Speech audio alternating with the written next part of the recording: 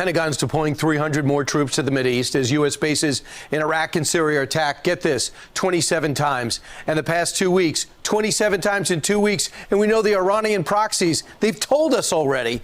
The 2024 Republican presidential primary field is taking shape. The battle lines are becoming clearer, and so is the field of candidates. Is the odds-on favorites, if you look at the polling, still Trump versus Biden? That seems to be it, but it's just way too early to tell. I'm more angry now, and I'm more committed now than I ever was. Big challenge for these candidates is going to be how do they navigate Donald Trump? And how do they navigate Ron DeSantis? You and I have a rendezvous with destiny. Well, fellas, it is terrific to be back here in the Ruthless Variety program. It's good to see you, fellas. Yeah, we missed you. Yeah. I mean, good vacation? I wish there was a vacation, you dick. Somebody's got to pay the bills around here. Pal, we really missed you. The audience missed you. People were writing in. They were wondering where you were, and they're going to be glad to see you back Very today. Very kind, my good friend John down at the end. Well, thanks to you, smug. But we've got a good show, and as we do, and always on Thursdays, we have a lot of fun here. Yeah. On the program. You know, Tuesdays we kind of get through the hard stuff. Yeah. Thursdays I feel like we lighten things up, and there's got to be something to laugh about. The world doesn't seem very funny, but we can do it. Yeah. Yeah. We can get it done. We've got a great guest today. You guys did an admirable job interviewing Senator Katie Britt. Yeah. Who will be on the program. Yeah, she's really, really good. I mean, she brought it herself. Like we didn't even have to do anything. Like she is one of the most talented new senators that we've got, and a real treat for folks today. Yeah, I mean, young, next generation. It's not often you have a senator in the office and it's like we're like peers. Yeah. Age-wise. Yeah. You know what I mean? That's a big deal, especially Wild. if you want to compare it to like the where the trajectory of the Democrat Party is, where they're still ruled by like Hillary and Biden and these old people, and we've got some like fresh And it's a different young upstarts. It's a different perspective, right? Like she has young kids. Yeah. Totally. Her husband's fantastic. Well, this is what I was going to ask about, because I've been dying to meet this guy. I was sorry I missed the interview. I love Katie, don't get me wrong. Yeah. He's But awesome. I was dying to meet this dude because everybody I know has been saying what a great guy he is. You guys got the chance to meet him. He's a great guy. First thing I want to say, Ashbrook, I had to throw him a brushback pitch. Why would you do that? Do you see the size Yeah, of he's him? 6'8", but he played for the Patriots.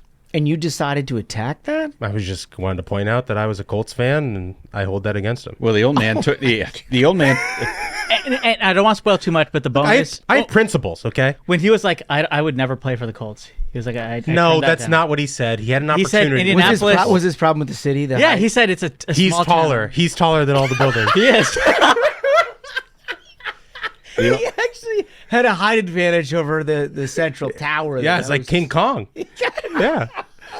I mean, he is a big man. And just a great personality. Yeah. I mean, you've never met anybody you'd rather like talk to, spend more time with. And the old man gave him a hard time, and he just didn't even care. Yeah. Nice I'm guy. glad you didn't get beat up. Nah, he's a nice guy. I'm glad you didn't get beat up. Michael's well, anyways, very lucky. So we've got all that for you to look forward to. The thing that we're really looking forward to, and it's coming up quick, Yeah. is that the program is headed to Miami. Yes. Yeah.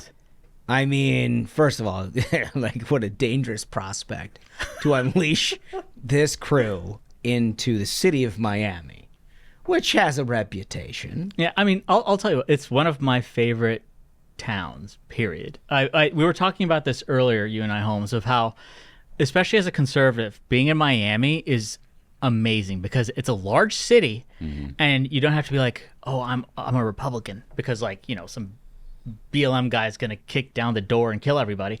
You say, I'm a Republican, and you'll have like 20 Cuban people be like, hell yes, Democrats are socialists. We should get them all. The hell with them. You got Tony Montana vigorously nodding it along with you. It's like, I would say it's like one of the best towns for a conservative, period. The beaches are great. The people are wonderful. The food is wonderful. And like conservatives are out there running the show. Yeah. Great town. And our show there is going to be a blast. And the night before, Tuesday the 7th, we have our happy hour. We've got a great venue. I mean, it's going to be a blast. Yes. One thing real quick on that, because I know a couple of people have reached out being like, hey, I don't have all the details yet. Don't worry. If you bought a ticket, we're going to send all that to you. Yeah. Okay, so we'll let you know where the happy It turns hour out is. in this day and age, some precautions are required. Yeah. And if you buy the ticket, which, again, it's $10, and you can go to the We forgot to account for inflation.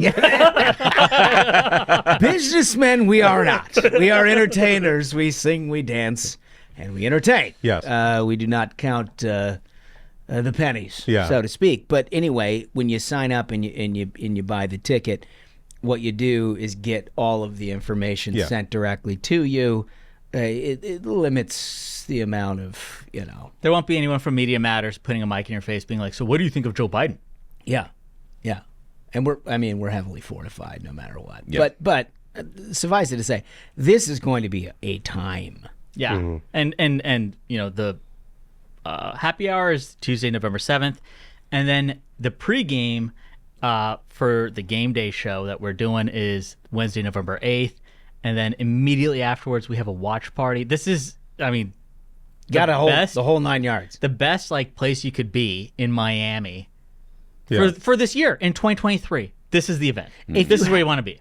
I'll just say this is like I'm doing the Donald Trump commentary on our own thing. Yeah.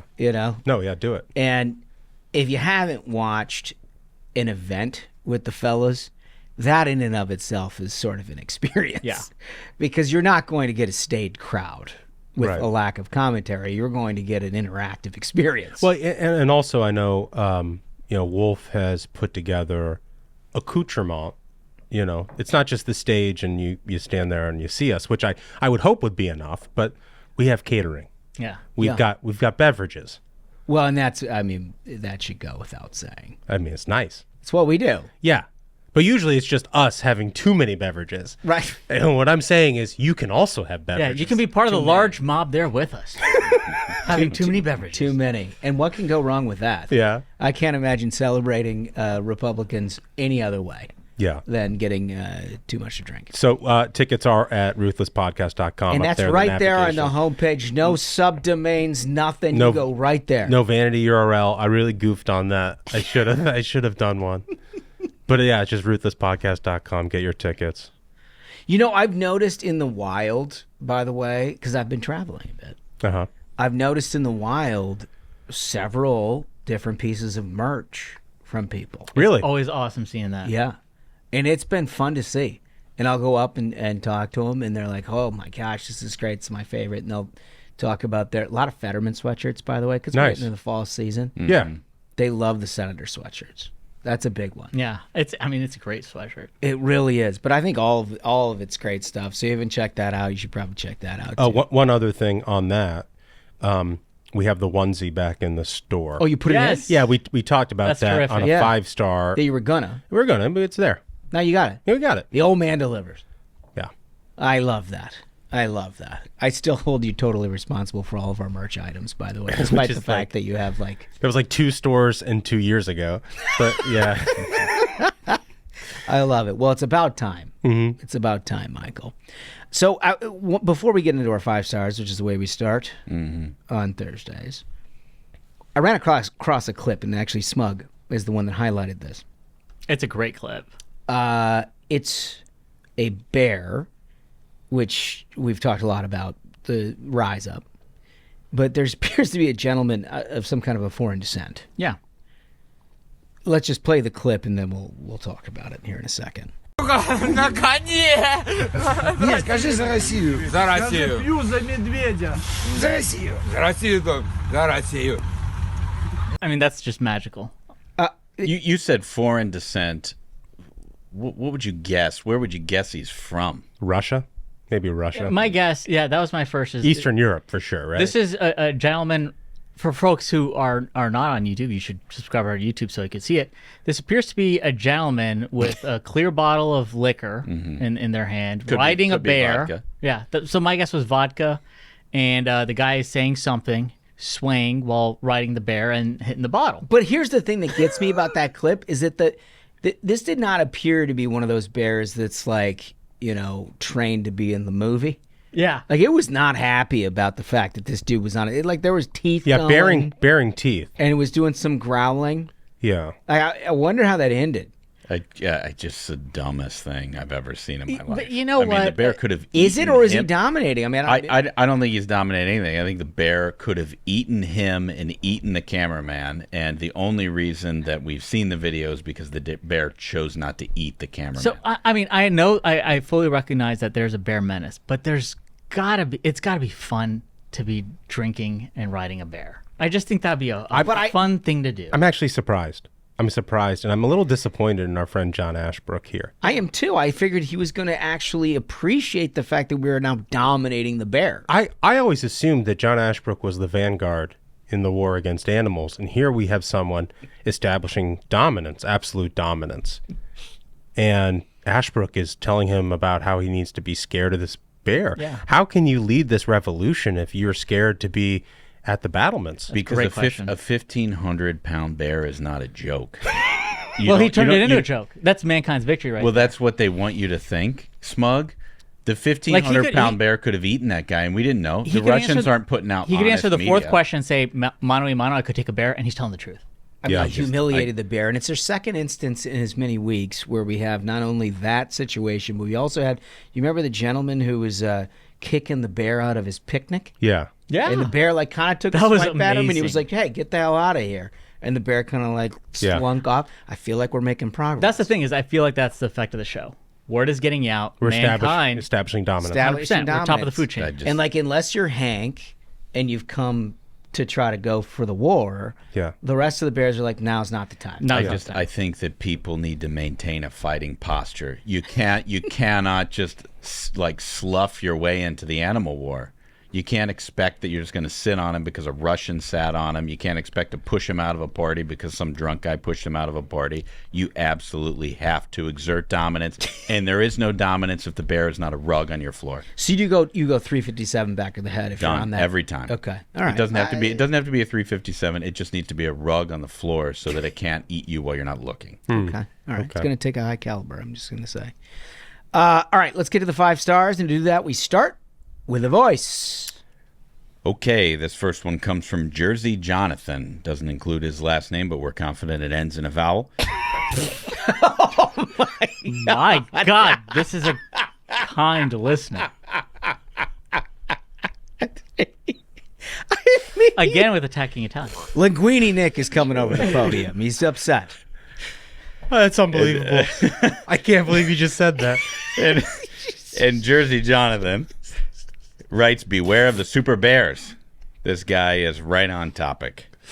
Jersey Jonathan writes, "As a longtime minion, I have to say this: 5 stars, long overdue. I've been watching since episode 1, and I love it. I came for the politics, but I stayed for the bear news. And in that vein, I want to make sure you all know about a true danger to the human race. There is, in the far north reaches of the wilderness, a super bear being bred. Wow. What? Like Saruman creating the Urbic High by crossbreeding orcs with the goblin men, so that's too... Uruk-hai, for God's sake. Oh, Uruk-hai. Okay. Why don't you guys know this stuff? I don't even. Yeah. Lord of the Rings. Like, I might as well be speaking Swahili. Everyone knows Uruk-hai. Okay. Everyone knows. Nobody Everyone knows. knows. What are you Everyone talking knows. about? Everyone knows Uruk-hai. No offense to Jersey This is a great Jonathan. reference. Jersey Jonathan, shout out. Yeah, this is poetry. This is a well-read individual. Okay, I'm sorry. I watched. You guys are such nerds. Yeah, I watched sports. I didn't know. Since 2006, there have been 8 recorded instances of polar bears and grizzly bears procreating and creating a fertile offspring. Wow. This is scary. It's not like mules. This guy really knows what he's talking about. He's getting at what I was saying earlier. As you're likely aware, grizzlies and polar bears are the Earth's 2 largest land predators. But when interbred, the result is a terrifying hybrid, larger and more adaptable to its surroundings than either of its parents. No. A German zoo had a male polar bear mate with a brown bear. Why would they do something like that? Well, they're Germans. The Germans are coming. That explains a lot, honestly. Now Wolf's pissed. I don't have questions. Makes sense. The offspring was 2 hydro daughters, Tips and Taps. In 2017, Tips got loose, presumably to begin the rebellion before she was shot dead. Oh my goodness. Please let your audience know to be alert for what is soon to be an army bred for a single purpose, to destroy the world of men. Wow. And there's a picture here that we'll need to put up on the YouTubes. Yeah. That is, there it is. Okay, so this is less bear and more just like a tank. It's essentially a tank with ears and fur. That is a terrifying menace Yeah. of an animal. Yeah, imagine if Look at the claws. If this is audio only for you, and again, you should also watch on YouTube. It's like a grizzly bear, but it has the fur hanging more like a polar bear, and also has the bone structure of a polar bear and the claws of a polar bear. It's basically like the face of claws a and grizzly. jaws and a battering ram. Yeah. I think what happened That is- would be a hell of a Yes. rug, though. I will. Oh, I will God, say. can you imagine? Just It'd be a a hell of a gorgeous centerpiece to your living room. You know, I would pay top dollar for that. Yeah. What happened was the Germans saw the Russians riding a brown bear, and they said, that's not good enough to defend our country. We need to breed a bigger one to stop the Russians. And this is what the Germans are doing. Have you guys ever seen one of those hybrid lions and tigers? It's called a liger. Liger, yeah. But- Have you seen them? But those things look like they're not very like combat effective. You know, it's like it's basically like an overweight kind of lion. Yeah. No, I agree with you, Smug. But they are like terrifying to look at. But aren't they like? Correct me if I'm wrong. They're a little longer. Yeah. They look like it's almost like the Dachshund of the like, lion community. It's like a lion minivan. Yeah. Whereas this like an grizzly, extended wheelbase. this grizzly polar bear is like the V12 option. Yeah, it looks like peak performance. Yeah. This is the problem child right there. An extended wheelbase. And Yeah. of course, it's German engineering. I mean, that's what we're seeing right here. That's we just can't have it. We just can't have it. All right, Harunks. Okay, we've got this one's from Randall Hunt. The title is Despicable Protests. Randall writes, I'm a lifelong Democrat, and to be honest, it was reprehensible to see college-age voters rallying in support of Hamas. Mm-hmm.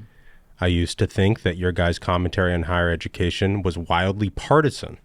However, seeing the students cheer as the atrocities committed on Israelis were actively happening made me rethink what's going on in the Democrat Party and higher education itself. Thank you, Randall. Mm-hmm. Yep. Thank you. Yep. God, this is all I want in America are people like Randall Hunt who just take the glasses off every once in a while and take a look around and be like, you know, all of my previously conceived notions about X, Y, or Z may not actually be correct. Yeah. That's enlightenment right there. It is. Mm-hmm. Even better news here, he says next. I'm an IU graduate. Now here we go. Mm-hmm. And you would never have seen something so gross as a pro-Hamas rally when I was in school, 2003 to 2007. It's surreal how brainwashed these young voters are. You might have done a little overlap there. Yeah, about 2 years there. Maybe this was a pal. Randall, let's DM. You pal. think this guy? What was the Hoosiers? Yeah, what was the bar that you took us to? Kilroy's? Kilroy's. Oh, that's right. I think he went to Kilroy's. I'm sure Randall has been to Kilroy's many times. Kilroy's, maybe Bluebird, home of the backhander, and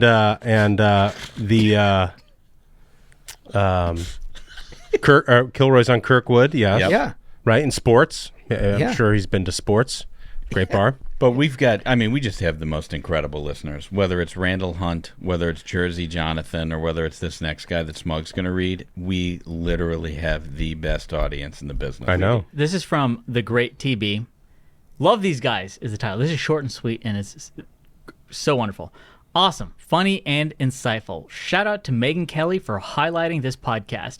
And again, like, we cannot say enough wonderful TB. things about The Great TB, and also Megyn Kelly. Like, so many folks, you know, we get these 5 stars are like, I was listening to Megyn Kelly, I saw you guys on there, I hit subscribe, I started listening.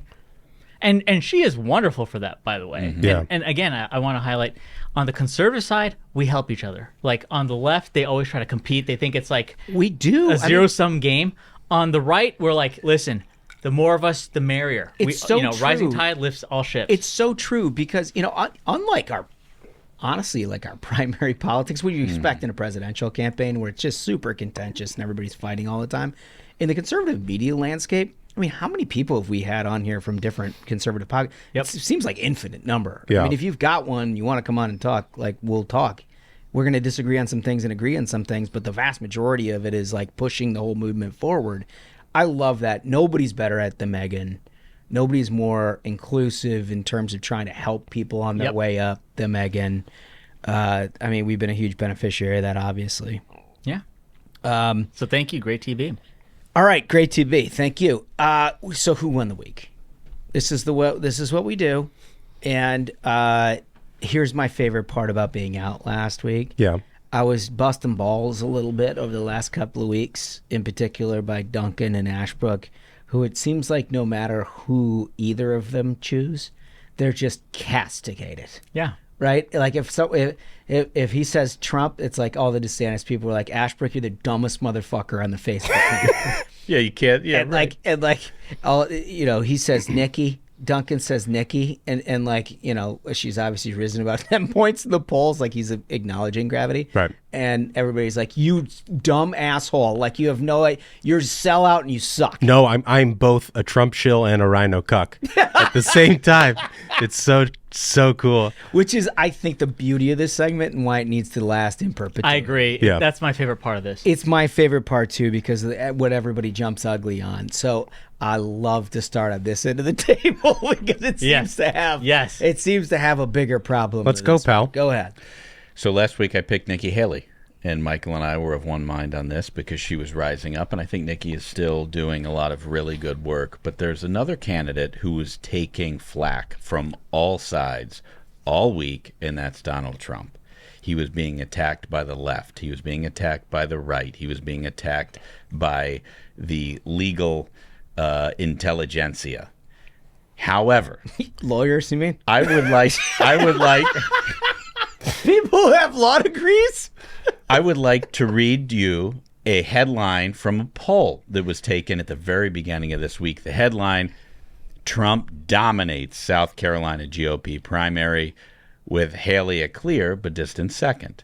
And let me just go on to tell you what the poll says. Also, I think before the segment, you have to say this segment brought to you by Chris LaCivita, right? Yeah. We had to throw the disclaimer. Yeah. Unbelievable. Look, I feel like that's dirty pool smug. The numbers don't lie, and let me tell you what they say. 53% of likely Republican primary voters in South Carolina called Trump their first choice for the 2020 GOP presidential nomination.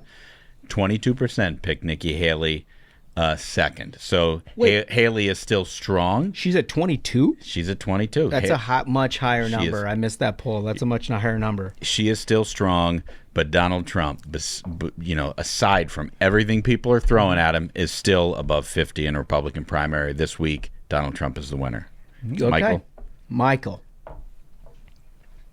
I am the winner of the week. I feel like I knew. I'm the winner of the week. Ladies and gentlemen, if you've seen his Twitter account over the last... And please do visit it if you have not. If you've seen it over the last 7 days, you knew you were going to get some fireworks. I'm the winner of the week. None of these candidates are the winner. I am. No, no, seriously. Please, no, explain. I am the winner of the week. I'd like to hear more. Well, like we said earlier, I'm both a Trump shill and a rhino cuck at the same time. I've managed to make everybody angry. Yes. Right? Oh, that's a good point. I made all the DeSantis people angry because I noted objective reality that Nikki Haley gained 10 points in a poll in Iowa, like the gold standard poll of Iowa in the caucus. Yeah. I've pissed off all of the Trump people because I've noted, like, the guy's been indicted 91 times, and I think he's in real legal peril. And I think, if he's convicted of one of these things, like the Mar-a-Lago docs case, like, I have a very hard time thinking we would win the general election if he was convicted of a felony. Like, I think that's objective reality. And so I've pissed off those people too. I'm like the only person in conservative media who tells people things they don't want to hear every single day and gets called a grifter. Yeah. It is hard to make money off of pissing people off all of the time. Think about a worse fucking business model. Yeah, that's tough. If you tell people... You tell the client, here's what I can present you. Opposite. Everyone will hate you. Don't tell people what they want to hear.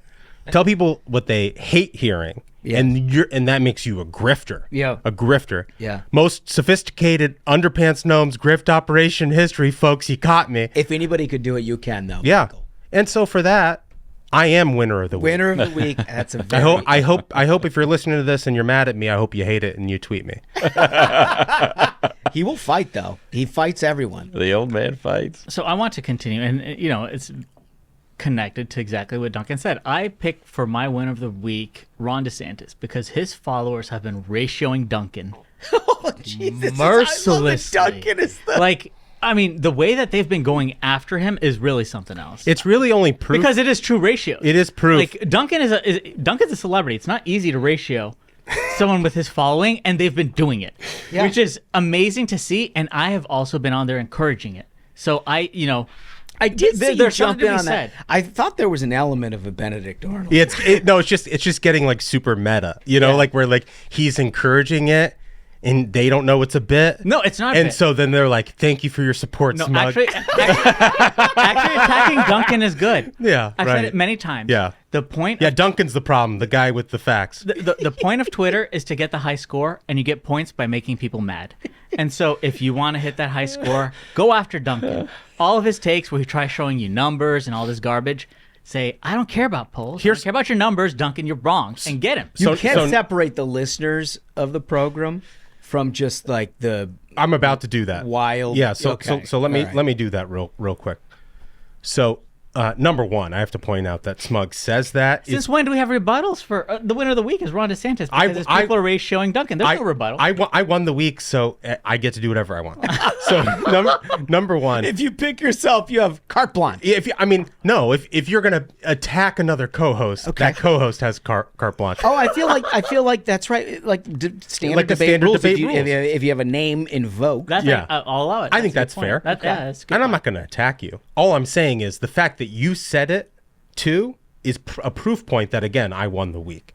What I would point out on the DeSantis folks online, and I have met, I have DM'd, I have interacted on Twitter with probably 100 of these folks who I think are really great people. And many nice, of them are and absolutely nice, terrific. and nice people. But there is a subset of some of these folks who are, how do I put this? Donald Trump came up with a nickname, Ron DeSanctimonious, which I thought was probably the dumbest nickname in history. And there's a subset of DeSantis's followers online who like go out every day to try to prove it true. I don't understand why. I really don't understand why. And because that's not how Ron DeSantis is. That's Right. not how his campaign is. This is why I'm telling you, DeSantis supporters, you have to attack Duncan. Keep attacking Listen to me. this guy. I'll make you a deal. Every I'll five make you a deal. every 5 tweets of Duncan's you ratio, I'll say something good about DeSantis. And for a small donation to my Substack page, I will make that, and that's why Ron DeSantis won, because it was so great. Because also I get to see the behind the scenes of like I get to text Duncan and be like, "You're getting ratioed." It's like, yeah, but like I'm just speaking the truth. You're getting ratioed. It doesn't matter. The truth is, if you get ratioed, you're owned, and it's over. yeah, So this that's is why. Smug's. This is Smug. For the listeners yeah. of the program, this is like you all get it. Because you've listened, and you probably listened for a long time, and you understand the hilarity of Smug and like the hilarity of the show, and that there is some like chaos, Captain Chaos piece to this, where he's like, "I'm actually not happy until nobody's happy." Right, and he puts, and I think rightfully so in our current political moment, I think Smug puts an emphasis on content, intuition, magic. Yes. Magic. I read These are guiding principles. I read the crosstabs of polls and state facts, and I'm the bad guy. That's a horrible idea. No, you have expertise. So you shouldn't have that. No. You shouldn't have that. No. Okay, so my winner of the week, Mike Pence. Oh. Mike Pence.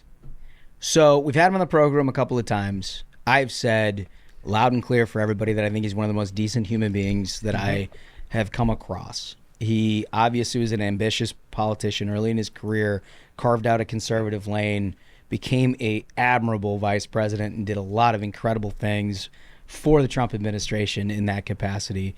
Decided to run for president because he thought that it was very important that you had somebody from the inside speaking about the things they could have done better.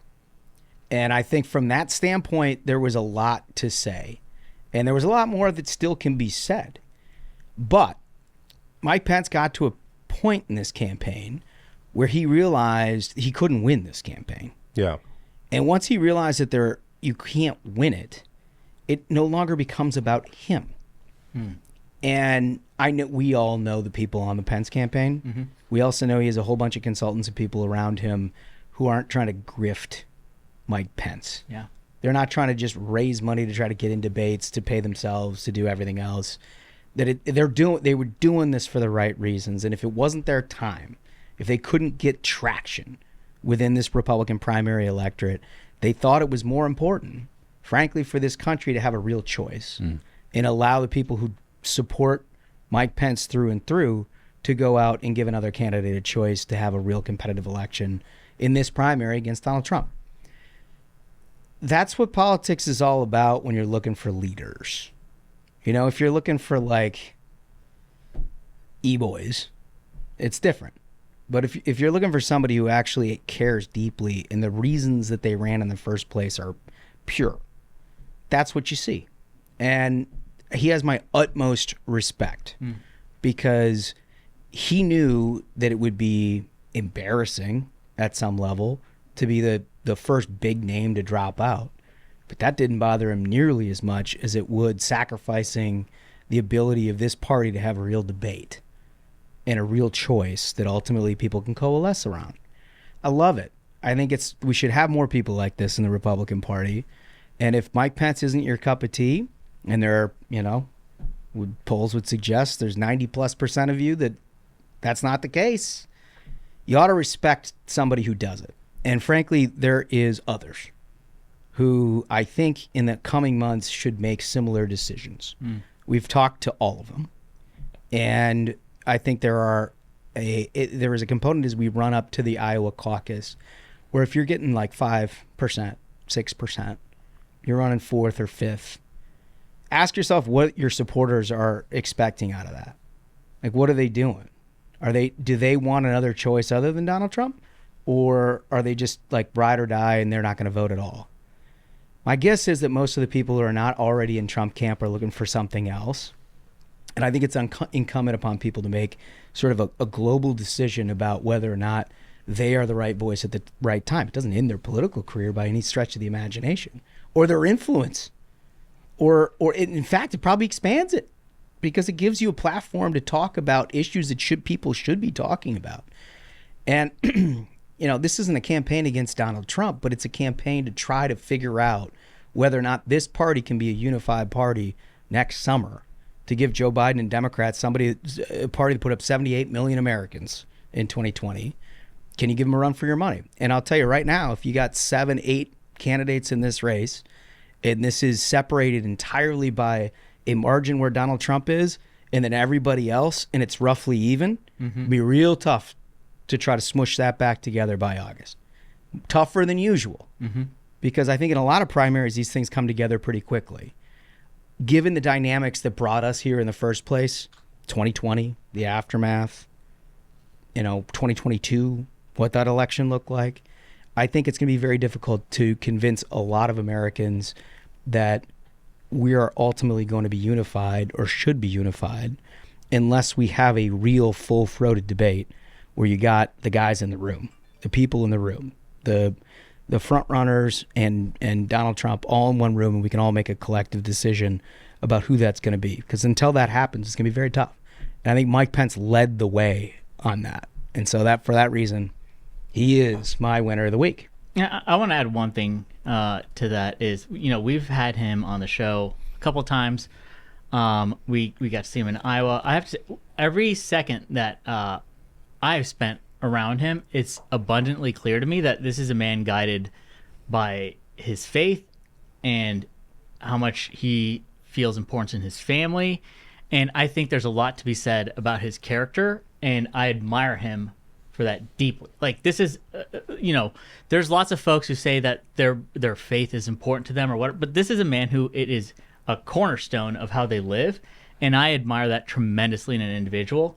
And, you know, I think he's remarkable in that sense, and I appreciate him running, and I will always tell folks, if they ever ask me about Mike Pence, that he is a remarkable man, and I admire how much he cares about faith and family, because to me, that is the greatest, test of an individual's character. Yeah, very well said. All right, so I'm going to switch up the order a little bit. The one thing that I want to talk about, because I think it table sets for the rest of this, is having been out of D.C. here for the last week or so and watching news or reading clips, it's just beyond distressing how much sort of latent anti-Semitism exists that comes thrust into the forefront at moments like this. Like, we're all seeing what's happened on college campuses, and we're all, seeing all of that. But like, then you get out of the media, though, well, we got to hear both sides. And you get out of, various institutions this sort of soft peddling of support for Israel. And, I had been for years, I've long been a supporter of Israel, and always understood deeply why that's an important part, not only for Jewish people, but for America and freedom and Western civilization and everything else. But I always thought that, like, the continued discussion about, wow, there's so much anti-Semitism was a little overblown, in the same way that I thought that continued discussion of, like, racist America was a little overblown. We saw all of this come to the forefront in 2020 on the racial disparities. And frankly, that only solidified my view that America is not a racist country. What I've seen over the last few weeks has totally changed my opinion about the pervasiveness and the sickness that is anti-Semitism across the world. I've noticed the same thing, and I think the most frustrating thing about it is the way it's institutionalized.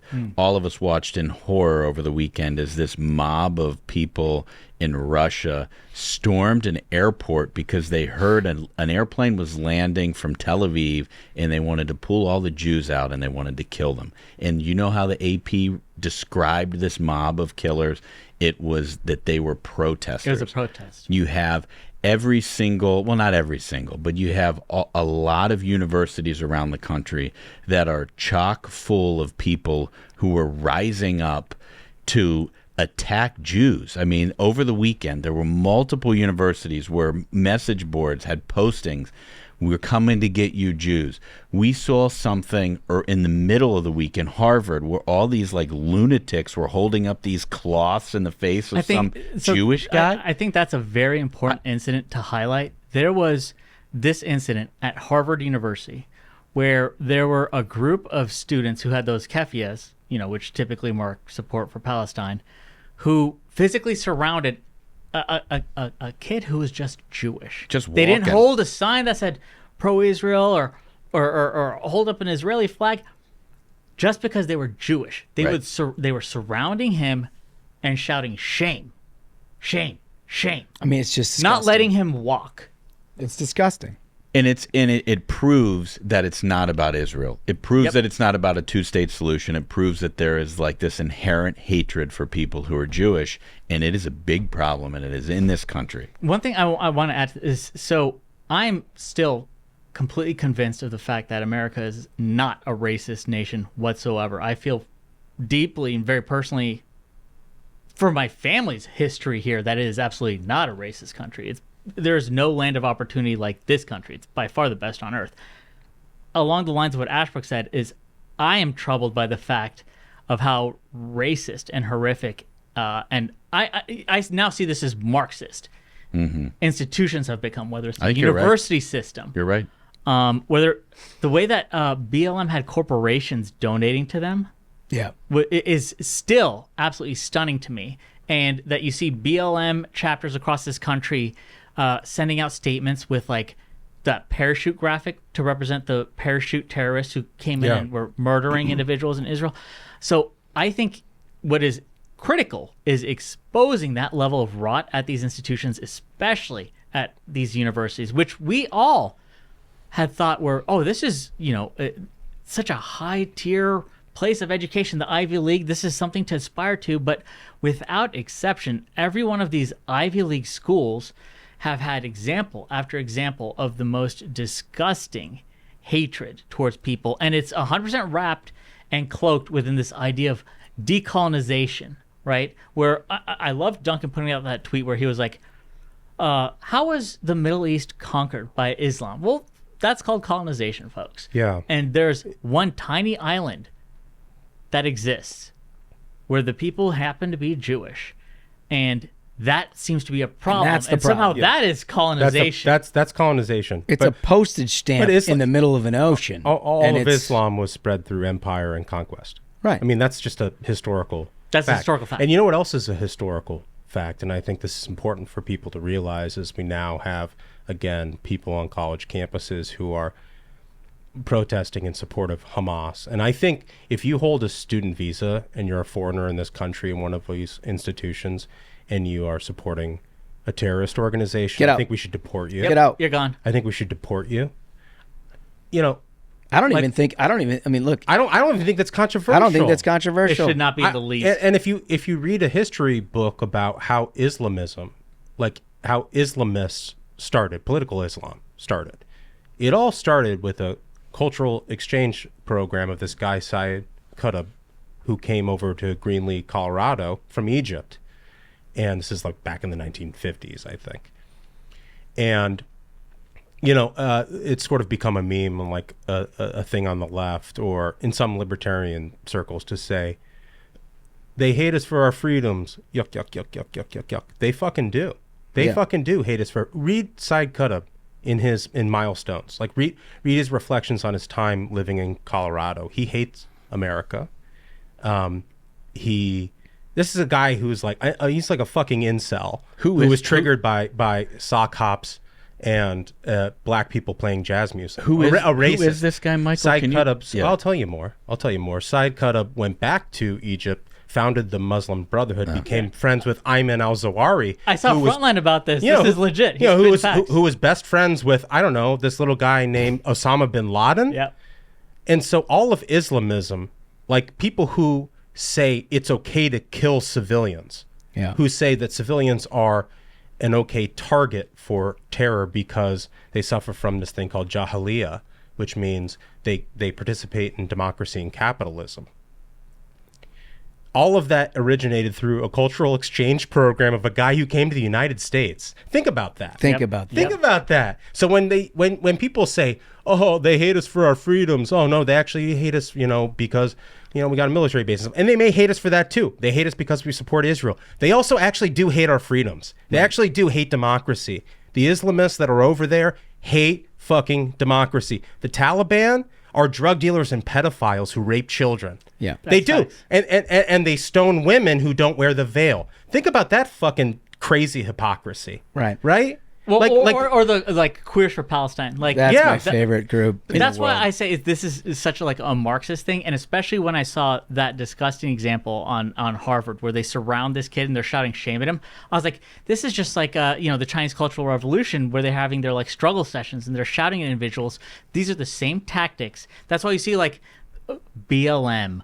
You see the socialists online. All of this is interconnected because they're all under the same banner. That's why you see Queers for Palestine, because they know and they don't care that they're hypocrites. But you've got an American kids of Asian descent who are scoring perfectly on their SATs, getting 4.0s, being denied entry into these universities, and yet these terrorist cheerleaders are being allowed in. They're not intersectional enough. How is that happening? No. Well, you just answered your own question. Also, Clarence Thomas is getting to work on that when he started getting rid of affirmative action at universities. God bless him for that. Yeah, I mean, look, this also didn't happen yesterday, right? And there is this notion, and you can tell in the press, and I think some of this comes from a lot of people who are 25 years old and they're writing this stuff, that the whole conflict has just emanated here in the last 5-6 years. And that somehow this is something that we'd overlooked in the grievances of the Palestinian people and whatnot. Like, this has been a constant negotiation amongst what was the PLO and Israelis for decades. I mean, I remember as a young boy watching Yasser Arafat sitting down with Bill Clinton and trying to work out differences so that the Palestinian people had access to, basic infrastructure in their area. And they came to agreements from time to time. It always devolved and always became terrible, perhaps not as terrible as we see right now. But just to put a finer point on it, Bill Clinton negotiated a two-state solution, and Arafat and the PLO did not accept it. They did not. Just want to point that out. And also Israel pulled out of Gaza, disinterred Jews from burial in Gaza, and gave it to the Palestinians. And what has been done with it since? We've seen. Right. So this is not a discussion about the Israeli people oppressing Palestinians for a period of time, and just now everybody's come to the recognition that there is a problem and these people have no choice but to fight back. What you saw in early October 7th, was the worst of humanity, period. It is not a result of anything other than barbarism. And there is no other way to handle that than how it's being handled now. Because that's what they want. That's what they want. It's the only thing that they respect. It's the only way that this can go down. I don't know, Holmes. I hear that Israel is an apartheid state. And I would I would tell anybody who sincerely believes that to fly into Ben Gurion and go to Tel Aviv, and then take a 10-minute walk down to Jaffa and go meet some of the Arabs who live in Jaffa, the Muslims who live peacefully in Israel. Right. And then go to Gaza and see how many Jews you see. How many Jews do you see in Gaza? Yeah. Yeah. Okay. It's a real eye opener. Yeah, it is. And but it's an amazing amount of fact. Also, can I say one thing? I'm so ill when I hear this whole claim that the left is pushing of there's a Gaza genocide happening. The population of Gaza has gone up by 25% in 10 years. That's not a genocide. Super bad at it if that's what they're trying to do. It's it doesn't make any sense. That's the thing. It's this is just super bad at genocide. A house of cards of lies. Also, if anybody's sort of familiar with genocide and the term and the verbiage and the vocabulary of that, I think the Jewish people are more in tune with that than anything else. So anyway, where that brings us back in terms of domestic policy is there's a lot of things happening right now about what the United States is going to do. We've seen all of those sort of people in theater, ships in theater. There's a big discussion about what we're going to do from a funding standpoint.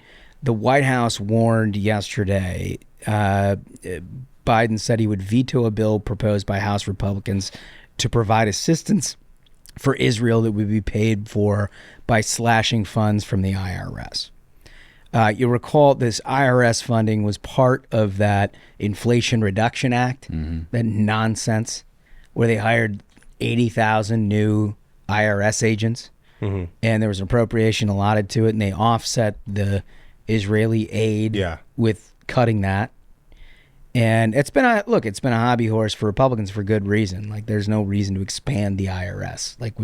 We already know what's been happening in terms of who the IRS targets. It's certainly not your billionaires. It's your average middle class person. And if you ask your average middle class person what they think about the expansion of the IRS, every single one of them, Republican, Democrat, they're like, I'm not wild about the IRS. So for the White House to say that they're against this for this reason, and for the media to write it sort of straight, White House is against it. It's one more proving point about how easy Democrats have it with the press, because their argument is already made for them by the media. Yeah. There's no question maybe, in Washington, compromise is how things happen. And one thing Democrats should have to give is getting rid of a few of these IRS agents that they like. And one thing Republicans are giving is spending more on some foreign thing that they don't necessarily want to do naturally. And then that's where they meet in the middle. The press is like, no, Democrats don't want it, therefore it can't happen. Can I break this down, bottom line it? Go right ahead. So I think this is a play that works, but you got to pass it. You got to pass it. because the Democratic-led Senate and the Biden administration at this point will not take this up. It will land in the Senate dead on arrival. But the fact that you pass is it gives you leverage. It gives you leverage for getting to where this ultimately needs to get some conservative priorities out of it. Let me tell you what that means. The Biden administration is hell-bent on getting funds for Israel, getting funds for Ukraine, perhaps some for Taiwan. The latter being the third very lower priority in this. But that's what their viewpoint is. And they don't want to offset anything because they love deficit spending. They just love it. Republicans have but one serious interest beyond, I mean, there's plenty of Republicans that think, I would say almost unanimously, Republicans think that Israel should have American aid here. I think there is a 60-40 split currently about Ukraine. And Taiwan is an open question because we haven't litigated that legislatively lately. I think that's hypothetically a pretty big support level, but, unclear. What Republicans have said beyond a shadow of a doubt for the last 8 months is that they need to change this administration's policy forever as it relates to our southern border. We need to do something that they cannot refuse to do because they've refused to do anything to secure this country. And we've seen report after report over the last 3 weeks about people being apprehended, terrorists being apprehended at the southern border with explosive devices, this, that, and the other thing. And apparently this has no impact at all on the Biden administration. No, and I'm glad you brought this up because we get into it with Katie Britt, who's on the Senate Appropriations Committee, and she talks about what she is demanding from Democrats in the process of negotiating this supplemental. But it's one thing, and I appreciate that, and it's good to have strong voices like Katie Britt, but ultimately what you need to do is leverage all of your power. If House Republicans for some reason fail to pass what they've got there in the Israel aid, you give Democrats all the power to send over a big spending package out of the Senate to the House that basically puts in the position where they have to either say yes or no to Israeli aid. Yeah, it's an up or down vote. And then we're dealing with weeks. By the way, we've got a government shutdown coming up in a month and a half. And and because of the situation we put ourselves in with getting rid of Kevin McCarthy, yes, where we gave away all of our leverage to maybe get some stuff fixed at the border to do the thing last time. This is a very similar sort of situation. It's not only similar, it's exactly the same. This is why Kevin McCarthy got run out of office in the first place by the 8 dumbasses, is because they handled spending and appropriations in the fashion that I'm describing. Now, what Republicans need to figure out how to do is increase as much leverage as they can do. Maybe it's this IRS thing, maybe it's whatever, but they got to get something out of the House. Whatever they get out of the House will then put Senate Democrats in the Biden administration of saying, well, you got to do Ukraine aid. You can scale that back. You can make it accountable. You can provide all kinds of different levers on top of that give you some satisfaction. But if you want to win, what you got to do is figure out how to get the border security stuff in here. And that requires a unified Republican conference. You have exactly one body of Congress. You have a pretty robust minority in the Senate that will protect that piece of it, but you got to have the leverage of one of those two bodies doing it. If they can do it, if they can protect that piece of it, this is going to be a win for Republicans. And I know that there's a whole bunch of look, I'm as fiscally conservative as it comes, and I hate the spending process. I think that there's a lot of really good arguments to be made about how Congress has failed the American people by not doing separate appropriations bills throughout a year and doing these big omnibus bills. I think all those arguments make sense. But what we're talking about here is whether or not you can actually force an administration to do something that they're unwilling to do and have been proven unwilling to do it for 2.5 years. And it's actually jeopardizing the American people in the process. We've got fentanyl, we had human trafficking, we had open borders. Now you have a terrorist threat. Right. If Republicans can stop that is a win. So, and I totally agree with what you're saying. And I just think that defining what a border win is important, because what Democrats will say is, oh, sure, we're happy to spend border money in Chicago and New York, where it's inconvenient for us that now migrants are showing up and impacting our budgets that we wanted to spend on other things. There needs to be, what you were saying, there needs to be actual change on the border. There needs to be an actual wall built. There needs to be actual policy change that's enacted that deters people from showing up. There needs to be policy change that's enacted that solves this problem of the terrorists who are actually already here right now. Yeah, and this is sort of what we were talking about with the heritage guy. This is not a situation where you can expect America to go from an open border to the most secure border that we've had in the history of our country in the course of one appropriations bill.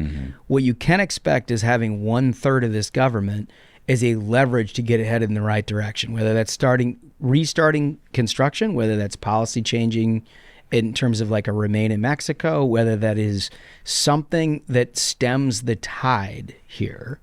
That's a win. It's not going to be everything, but it's got to be more than money to New York and Chicago to solve their problems. Exactly. No, and I think so. Anyway, I wanted to do that because I think you're going to hear a lot over the next few weeks going back and forth, and you're going to read it through the prism of a mainstream media that's like, well, House Republicans have blundered again by doing, the IRS thing. It's only a blunder if you don't get it over the finish line. If you get over the finish line, your leverage is there to do all of this. If there is a House Republican that is on the no side of this, come on this show. I need to have a conversation with you because it makes absolutely no sense, in my view, to completely leave yourself defenseless to a Democratic administration, a Democratic House and Senate that want to do nothing on the border and just ship all the money overseas. That's the point. Anyway. I like it. It's a good point. You're smart. Well, you got the I'm facts. glad you're back. You got the facts and stuff. I do. I couldn't have done that. The legislative machinations. No, I just make people angry. That's the easy part. All right, now we have a couple more things before we go to our game, pal. I know you're raring to go for the game. Ready to go. We have a couple of things to do here. The first thing that we've got to do is this Airbnb.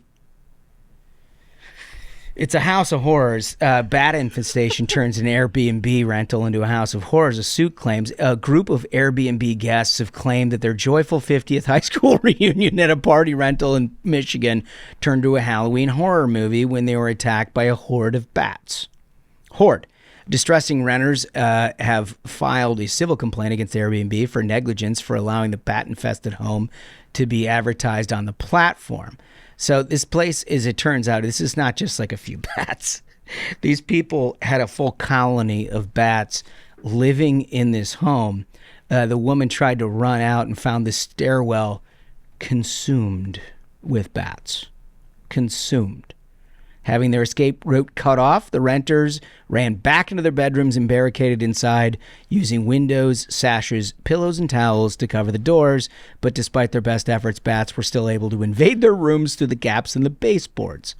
Some of the women were struck by flying bats, and others had airborne mammals entangled in their hair. They suffered bites, and they were unable to escape. Ultimately, they were unable to escape the bats until the sun rose. And the bats went back to their nocturnal state. So this, in my opinion, I have a couple takes on this. Let's go. Number one, if I'm the host who rented this out, I'd be like, I invited you to my Halloween party. This is like the coolest Halloween party that ever happened. Like we were legit like inside of very a horror authentic movie. Yeah, you think like Bram Stoker did not do anything to the scale that I've pulled off here, and you people complain. Like, what more can I give, right? But I would still sue Airbnb because, like, the hell with them. I don't know why in this day and age anyone stays at an Airbnb. I stayed at it once. I had a friend who was like, "Oh, I invested in Airbnb. It's a great company. You should give them a shot." I gave him a shot, and the whole time I'm paranoid. I'm like, I'm being, filmed on camera. This is a number of years ago, before it got really downhill. I was like, this is weird. I don't like staying in anyone's home. I trust corporations because they're scared of getting sued. When people are scared of being sued, I can trust those people, right? So now fast forward to today, Airbnbs essentially are like, you have to do the dishes. You've got to feed my pet. You better wash the sheets. Feed my pet. You got to mow the lawn. And then you pay the $500 cleaning fee. It's like, why would I not stay at a hotel? Like, I have a job. I don't need another one. Like, I'm not going to pay to do a job. I think a good Christmas gift for Smug would be a Southwest flight to an Airbnb and see what happens. See how he comes back. I can't think of anything that would make me angrier. I mean, that is, look, you've made very good points. I rented a house not too many years ago through one of these platforms. It wasn't Airbnb, but there were spiders around the ceiling, big spiders on the ceiling. And I was like, what? What? That doesn't... Did they charge you the spider fee? They're like extra money because we get spiders. They were like, oh, we'll send somebody out. And you get this guy with a fucking broom that shows up, and he's like whipping the broom around. They're falling out of the couches. And I mean, this is not... They got to do something about this. Yeah. I mean... Got to do something. I've used a lot of Airbnbs. Have you? In my day. It's a wild gamble. No, I mean, like, sometimes you don't have a choice, though, dude. Like, if you're, like, on a golf trip somewhere that's pretty remote, like, and there's not, like, a big hotel. I know how that is. You get an Airbnb. You got a golf trip and shit. When you need a villa, a mountain villa. No, I'm not talking to the voice of the grassroots, Duncan. I'm not going to tell you, sometimes I'm roughing it on a golf trip. Dude, sometimes when I need a Acapulco getaway and I'm looking for something with an infinity pool, frankly, the resorts don't have it for me. No, I'm talking about I'm talking about like a cabin in the woods in like the Upper Peninsula of Michigan. Oh, okay. Okay, Like you're seeing families. I'm not talking Acapulco. Okay, pal. Although the Upper Peninsula of Michigan is just as beautiful as Acapulco. Yeah, whatever. There's a lot of wonderful things. No, all I'm saying is, I just think it's a market failure in a little way. Like I love capitalism. Capitalism's awesome. But there needs to be some oversight here. There just has to be. Like, I just think like... Well, interest rates are essentially taking care of it. Because all the Airbnbs are getting dumped. Interest rates are at 8%. Like, we are in a renter economy right now. Like, I feel bad for the younger kids who like finally found a way to like build a nest egg, and like they can't buy a house because rates are at 8%, and you've got these folks with Airbnbs full of fucking bats who are renting them to people, and they can't buy a house. It makes me feel bad. Hold on, housing is more affordable for bats than our youngsters. This is binomics. We have a rebuttal. Right, exactly. Let's keep the main thing here. This isn't about like... No, it is. Okay. It is. It always goes back to interest rates. They clearly don't give a shit about the property they own. They're full of bats. This is a problem about bats. Kingdom. This is about solving the bat problem. It's not about fixing interest rates, J-Pal, for crying out loud. It's about bats. No, the whole idea of Airbnb was like, hey, I've got this vacation home. I can only go there a few times a year. Can I rent it out in the times I'm not there? Okay. And now they've become investment assets of people who don't give a shit. Okay, that was the whole point of Airbnb. Put it in a white paper. Put it in a white paper and submit it to the Heritage. I'm telling you reality, pal. No one can afford a fucking house. These companies, so many of them only worked as long as there was like VC funding. Like once they go public and the money spout is gone, like Uber, that's why you pay twice as much for Uber as the good old days. And like Airbnb, it used to be cheaper than hotel. Now it's like twice as much, plus you got to clean the place. It's a great idea.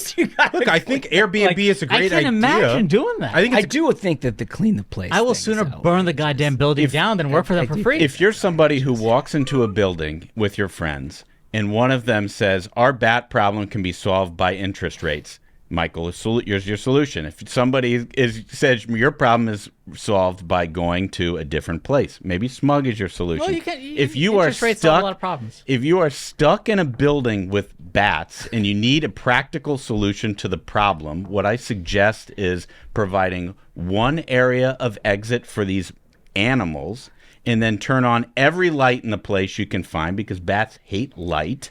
and they will fly out into a bag that you put over the egress, and you can throw the bag in the lake. Then your bat problem. What about tennis I'm rackets? I'm offended that it's the problem of the person who rented something. Okay, why is it their problem? Well, sometimes you can't complain your way into a solution. You can if you're in a hotel. Okay. Yeah, well, that is true. You know? And also, how are these people like, I couldn't escape, bro? How can you not leave a building? There's windows. There's doors. They were getting bit by the what's the size rabid of animals. this bat? Unless the bat is about 6'5" and 300 pounds, it's not stopping me from leaving a window or a door. Right. You can Good also, luck, bat. You can also walk out, but if you've already paid for the place and you're like, I'm not leaving, I'm going to kill these bats. There's a way to do it. What if you got a bat stuck in your beautiful flow? I'd kill it. I mean, like, this is... I know you would. The thing is, like, honestly... The bats are a red herring. Clearly, these are just bad owners. These are bad landlords, and Ashbrook wants to let them off the hook. This is thousands of killing tiny bats. pinatas. This is the best Halloween party ever. You just the wheels of justice do not turn fast enough for you to have a good night's sleep. They do in pal. my world. Yeah. They do Oh, in my okay. I'm world. sure they do. You got to remember, I'm sure they do. I won the week. You All right, sure you guys, did. are you ready for some good news? Yeah. Always. Huge new red light district erupts in New York City, fueled by arrival of migrant Venezuelan prostitutes. Good God. Jeez. This is according to the Daily Mail. New York City is a huge new red light district thanks to the arrival of hordes of female Venezuelan migrants who are working as prostitutes, Mayor Eric Adams said. Roosevelt Avenue in the Corona neighborhood. Oh, we're providing addresses It's here. Queens. You don't want to go there. It's in Queens. It's filled with Venezuelan migrants offering sex services in the open-air so-called Market of Sweethearts, quote unquote. Oh, man. In recent weeks, How'd it workers get that have been moniker? seen walking the streets during the day with many aggressive soliciting, even as children are getting out of school and walking by in their lunch hour. Previously, the Bronx was home to the Big Apple's highest concentration of sex workers for hire. Mayor Adams said Tuesday that the situation is just one of many ways where the migrant crisis is affecting our city. All right, fellas, are we for it or are we against it? So I think, number one... For it or against it. The entire story is told when they say it's worse than the Bronx. Because it's like, it's worse than the Bronx, dude? Because usually there's always that line in the sand of like, well, we're not the Bronx. But it's worse than the Bronx. I mean, that'll tell you everything in that story alone. It's worse than the Bronx, which is everyone knows. You don't, other than a Yankees game, don't go up there. I love the terminology, an open air sex market. Yeah, I mean, an open air sex market. Like I think about closed air sex markets. Yeah, like a convention center. I mean, it's like I just don't like. How does it work? It seems to me like open air sex market means that they're like just. And also, are like, there tables? Is it like a? Why are we calling this even like migrants to begin with? This is illegal immigrants have set up prostitution on the street in a community. Because here's the thing: is that Corona area. A while back, it actually used to be like there's houses there. It's not like the rest of New York. You've been there? Oh yeah, I mean, of course, we've frequent now seen. It used to be good restaurants in that part of Queens. Restaurants. He reads it for the articles. Restaurants. And it's Roosevelt. He reads it for the you can articles. take the tram on over. Anyways, it used to be a great place. One of the reasons I left New York City is because of how horrific conditions have become. Like Queens and Brooklyn used to be, okay, you've got kids, you've got families, so you're going to move to a place that you can have either a bigger apartment in Brooklyn or you can have a house in Queens, where President Trump and his family grew up, for example. Mm-hmm. Now look what's become of it. You have illegal aliens who have set up an open-air drug market. Fentanyl has flooded the city. There are homeless vets on the streets and in the subways, and there are illegal aliens being put up in hotels, luxury hotels in the Upper West Side. That city has completely lost its... this is horrific, sad, and shameful, because New York City used to be like the Rome of the world. It goes this used back... to be like a point of pride for America that like, look at this. We are a great nation. And now we've got an open-air sex market on the streets of the city. It's really gotten that bad. New York. It's sad. It's horrific. So it all goes back to what we were talking about before. It's all policy decisions. These are the Yep. things that you ought to look at if you are a Republican in Congress, because the Biden administration in September issued temporary legal status to an estimated 472,000 Venezuelans who had arrived in the country as of July 31. That was on top of 242,000 who were previously covered under TPS grants in 21 and 22. I'm sure there's thorough vetting. What are they thinking? I mean, we're talking about like almost 1 million people here. Yeah. I am quite certain that Without thorough vetting and they followed all the laws of immigration. Eric Adams wants to get these illegal immigrants tickets to Hawaii, right, Smug? Yeah, he's trying to But he's using the old Bloomberg play. Bloomberg used to give homeless people tickets to Miami because he was like, they can't get a bus back, which is wild. These are like sanctuary cities, but only for prostitutes. But at least I was gonna say, at least in some other location, they would have the dignity of a closed air market.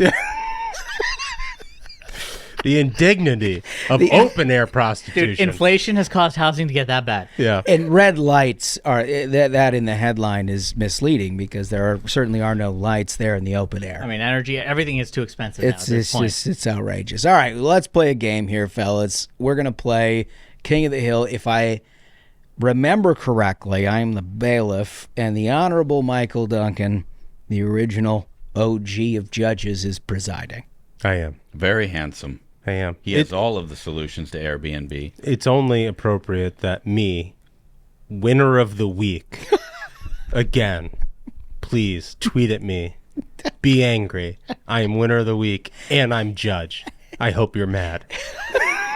I'm changing my winner of the week to Michael Duncan. Thank you. Don't try to curry favor. Don't try to curry favor. Here's the thing: is I'm an honest man. I think I will always speak the truth. So if you want to ratio Duncan, ratio him. Yeah, but I'm competing. And honestly, I appreciate that, Smug. Who do you have today? Because you're our challenger, right? I am the challenger, and I have Reed Galen. You have Reed Galen. Wow. So this is as the member of the court without partisanship here and doesn't have to render a decision. Reed Galen, as you recall, is the guy who runs the Lincoln Project. Right. And you have our defending champion, right, Ashbrook? Yeah, and that's Jennifer Brainworms Rubin. Okay. I always love when you're playing. It's my favorite time to go ringside. Ladies and gentlemen, your attention, please. It's time for King of the Hill. In the blue corner, fighting out of the Lincoln Project. Read it in the Washington Post, Galen. And now, in the red corner, also fighting out of the Washington Post, and current champion of the world, Jennifer Brainworms Rubin. Oh, it's so good. It's been too long. Fantastic. All right. The champion, if I'm not mistaken, has to preside his in front of the court first. Bailiff, please. I will direct this court. Again, I won the week. Okay, well, I can be an asshole here too, if that's the way we No, want. I'm king asshole. Okay. Okay. Right. Well, we'll see how this goes. What do you have no power here. I'm a bailiff, goddammit. I've got a lot of power. Ashbrook, proceed. Thank you, Your Honor. Exhibit 4, please. Jennifer Brainworms Rubin. Reminder, I will post my work from elsewhere and RT others, but all of my own comments, observations will be at the other place. She doesn't say what the other place is, but it sounds like she's leaving Twitter. Mm-hmm. That's weak garbage. This could be one of That's the really final what you're options. opening? This could be one of the final trash. opportunities to appreciate the Brainworms takes. All right, can we go on? Ooh. My turn?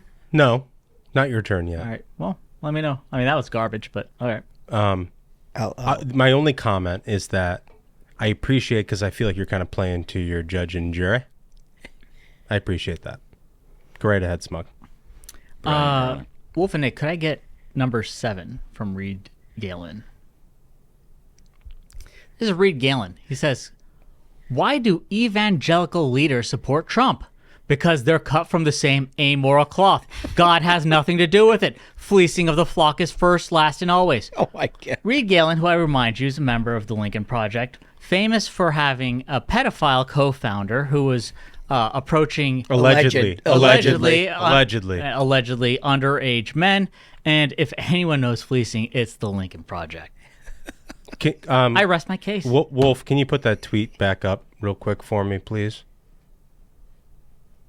Okay. And it's a quote tweet that says, over the weekend, Christian scam evangelist. Okay.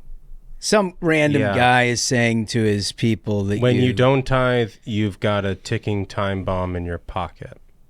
And that's being quote tweeted by a founder of the Lincoln Project. Okay. feel like your man may have cut to the quick there. Can I get Ashbrook's back up? Sorry, pal. It was number 4, Nick. Number 4, yeah. But I think Smug's wrong about he kind of thought this was a bad tweet. I think like number 1, first of all, Jen Rubin has changed her profile name again. Again. It's now Jennifer Truthful, comma, not neutral. Which is like very brave. That's brave. Just stunning and brave. Stunning and brave. Well, she'll throw the Ukrainian-Israeli flag up. She likes the flag. She likes the poster art. But she really, I think what she's done here over the last 6 months has been incredible from the name itself. Do we have a bailiff or an advocate? There aren't a lot of double check. There aren't a lot of posters. There aren't a lot of posters in this game that have utilized the name field on Twitter for praxis, like for advocacy, more than her. And I just wanted to note that because I appreciate it. And I appreciate in this that she's saying like, I'm leaving, but she's not saying I'm leaving. She's tweeting to say she's not going to tweet. Yeah, it's which is just very funny because most of them will tweet and be like, this place is so toxic, you can find me at Blue Sky. Instead, she kind of like boomer posts, like when somebody posts on Facebook and they're like, I'm having the most horrible day, it's the most awful thing, and they just like want to get a bunch of comments, but like they don't tell you the reason why. So I appreciate that. I just don't think it can compete with what Smug put up there. Unbelievable from Reed. He wins round 1. Okay. Excellent. That's just good judging. Let's go to round 2. Smug. Can I get take number 6 from Reed Galen? This is short, sweet, and simple. Reed Galen links to a New York Times article that says how Trump's verbal slips could weaken his attacks on Biden's age. And Reed says, #Trump is not well. I highly advise the Lincoln Project to try to say that Trump is less capable than Joe Biden, who at this point has not only fallen on stairs multiple times, forgotten where he is, said things from different time periods, and even better, tried to ask where an individual who had already died is. But in the mind of the Lincoln poor Jackie, she didn't deserve that. Jackie didn't deserve that. Where's Jackie? This is Jackie Walorski for our listeners. Poor Jackie. Poor Jackie didn't deserve that. Who had passed away, and Joe Biden didn't know where he was. Where's Jackie? Where's Jackie? That's got to be tough when you hit that age and all your friends are dead. So I can sympathize on that. Oh, jeez. But like... Oh, my God. Unbelievable. Come on, man. Smash your exhibit. What do you got? Exhibit number 3, please, Nick, the full exhibit. Okay, so I'm going to read to you from the conservative columnist at the Washington Post who said she was no longer tweeting. She tweeted, my most fascinating conversation yet with Nicole Hannah-Jones, who is the radical left-wing Maoist who hates America, joins me on Jen Rubin's Green Room to talk about efforts to suppress history, failings on media, and white Christian nationalism. Politicon, listen and follow. So she's no longer tweeting, but she is promoting her internet conversation as the conservative columnist at the Washington Post with one of the most radical liberal voices in our country today. That is a different level. But I mean, that's expected. That's the name of the game. No, it's expected. No, that's why you picked the Never Trumpers. It's expected to have Steve Schmidt. That's baseline. So, Smug's tweet, the hashtag, and all of that. I feel like that's sort of like warmed over. This is what they did at the entire 2020 election. It's sort of the Lincoln Project model, whatever Biden is, they claim that Trump is as well, that sort of thing. What Ashbrook brought to the table right there is the conservative columnist of the Washington Post having the most radical left-wing ideologue in academia on the podcast to talk about white supremacy. I feel like that's a no-brainer, and Ashbrook wins round 2. I'd like to add, she's a journal, not an academic. She's a journal at the New York Times.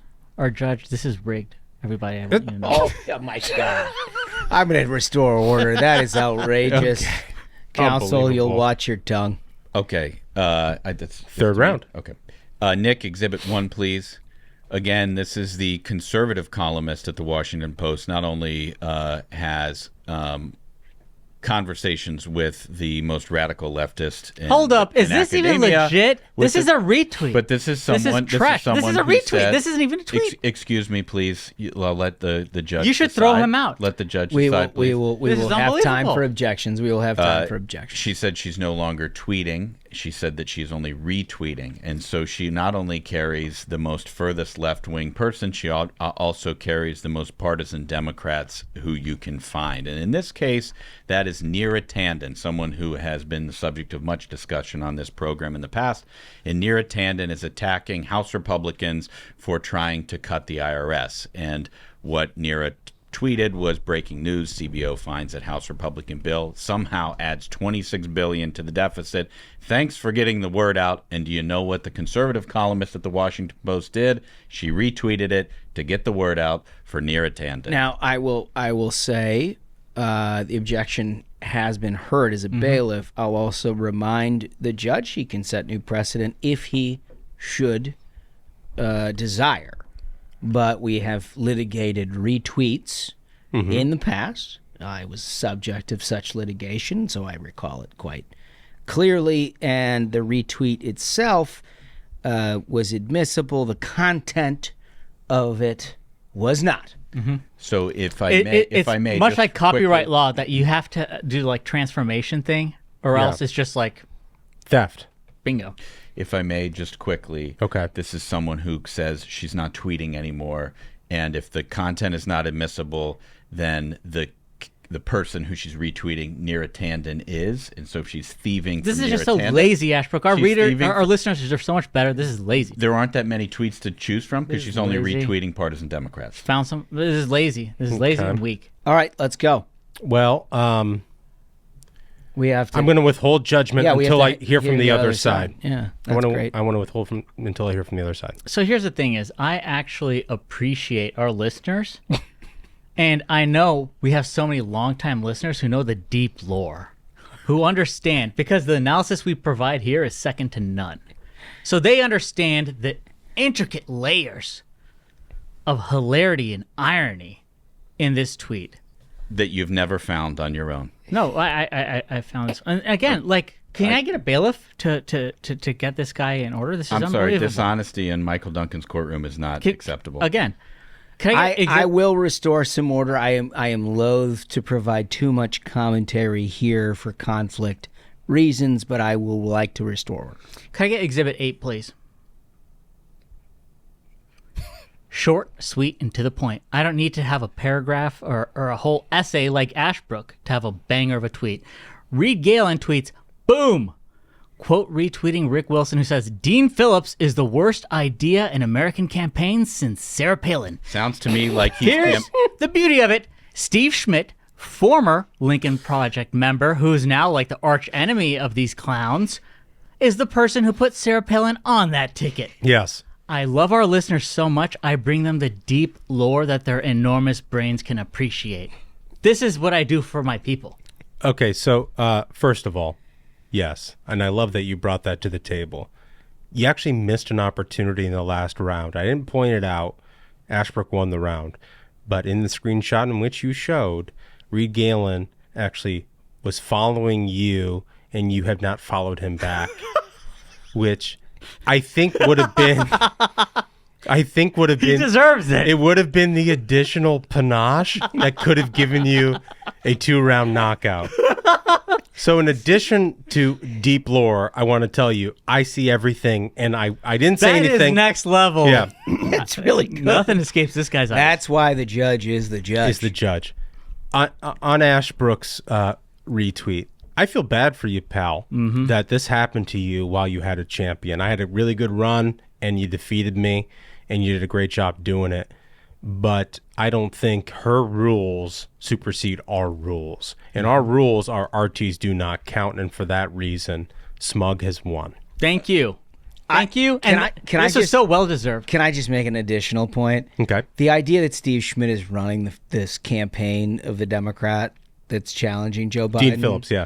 Dean Phillips, and simultaneously his most vocal opposition is the group that he used to lead, is so delicious. It's so cool. It is unbelievable. Like, these people, what more do you need to know?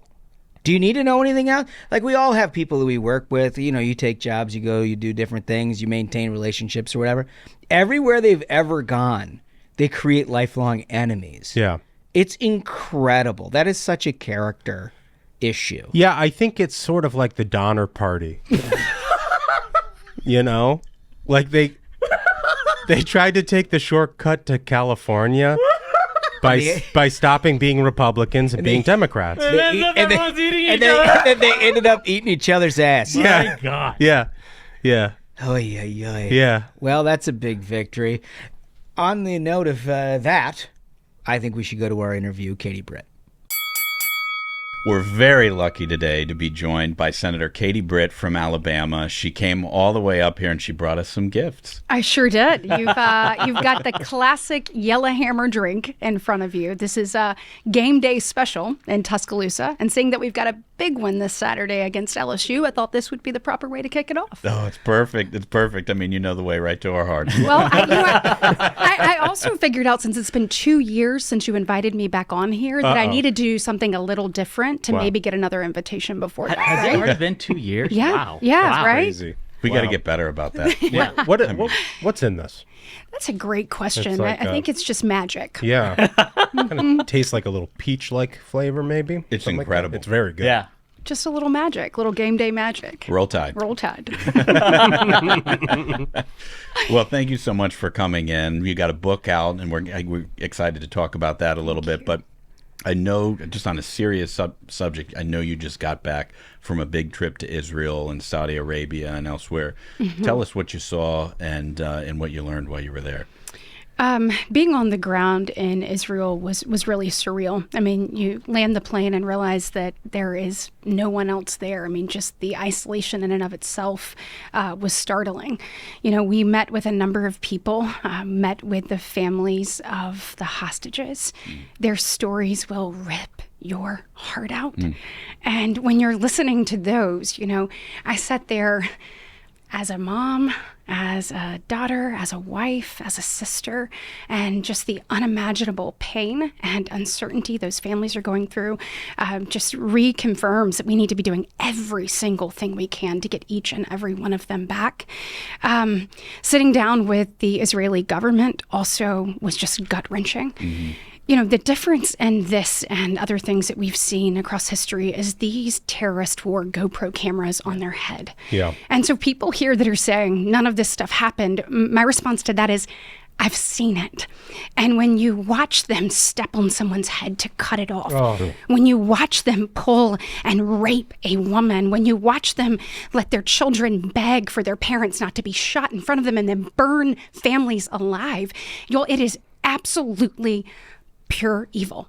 And the fact that we as a country cannot just call evil evil is probably one of the most concerning things that we've seen come out of all of this. We have to stand firmly with Israel, shoulder to shoulder. We have to stand firmly with the Jewish people, and we have to eradicate Hamas because who they are and what they are is evil. And I believe while people of all religions can coexist with peace and prosperity, I do not believe that good can coexist with evil. And I think when you see evil, you have to look it in the eyes and you have to take it down. And that's where we are. Yeah. I mean, it's one of the most depressing things about our country in the year 2023 is like this sort of moral equivalency and this, relativism that much of the left in this country is infected with right now, where, you know, terrorists murder 1,000 Israelis, and you've got, you know, politicians, Democrats in the House, this Rashida Tlaib blaming Israel, you know, and you know, you got college kids supporting Hamas, saying glory to the martyrs. Did you ever think you'd see that in America? I didn't, and it's disgusting and despicable. You know, there really are no words. And these people, I mean, particularly on these college campuses where this is being facilitated by our universities, it must be stopped. Yeah. I mean, I was proud to sign on to Tim Scott's bill to say, you know, enough. We will not allow taxpayer-funded dollars go to let these people encourage genocide. I mean, it's disgusting. And, you know, you wonder, you've seen kind of the edges of our country fray in certain ways, but this is a fundamental crack in who we are as a nation. And I believe it is exactly opposite of who we are and what we are and what we stand for. And so I think filling that crack in our foundation is imperative. That's why we have to hit this head on. And I've seen a number, particularly of college kids and others, calling for a ceasefire. And would we have ever allowed a ceasefire after Pearl Harbor or after 9/11? And I want you to think about this. This is even different. You know, people compare it to those two things that happened in our nation. And the truth is the next day, as awful and terrible as those things were, the one thing different that we got to tell our kids that those people in Israel do not is that the enemy was oceans away. The enemy there is next door. And we've seen the brutality. We've seen just the way that the evil that they've approached this with. And those people have to be able to tuck their children in at night and tell them that they are safe. And until Hamas is eradicated, they can't do that. And I also want to say that the people of Gaza will be far better off and have an opportunity for prosperity once Hamas is gone. Amen. So I know you're also doing a lot of work on appropriations with the border funding and whatnot. Can you tell us about what's going on there? Yeah, so the supplemental that was sent over by President Biden, for the most part, really encourages the continued migration across our border instead of actually stopping it. We've been working diligently. We have to make sure we not only secure our border, but we have the proper interior enforcement for those who have broken our laws to obviously detain and to send them back to the country that they came from. Look, we are a very compassionate nation, and for those who are truly seeking asylum, obviously there should be a pathway for that. But what we have here is people abusing that system to the nth degree, and truly Americans are the ones paying the price, along with these people that the drug cartels are moving around. You know, I've said under President Biden, it is open season for human traffickers, for drug cartels, and for terrorists.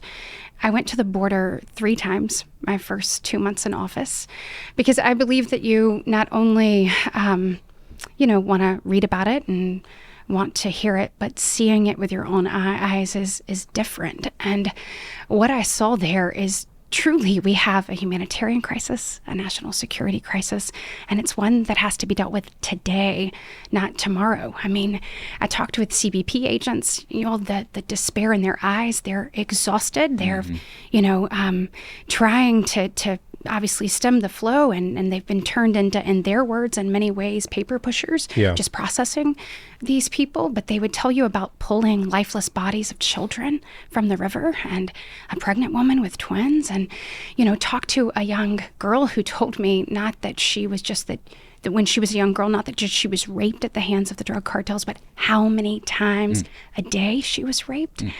And then, you look at the drug traffickers, guys. I mean, we know fentanyl is a leading cause of death between the ages of 18 and 45 in this nation. So we must do something about it. We know where it's coming from. And that means securing the border. So I think there are a number of things we have to do from a funding perspective, making sure that we influence policy through funding and the funding goes to the right things. And then also change the policies. We need to elevate the asylum standard. We need to make sure that we are creating an opportunity for detention, and that way these people's claims can be processed and properly dealt with. But we look at our ICE agents. We've got 6,000 ICE agents that are trying to track over 6 million people.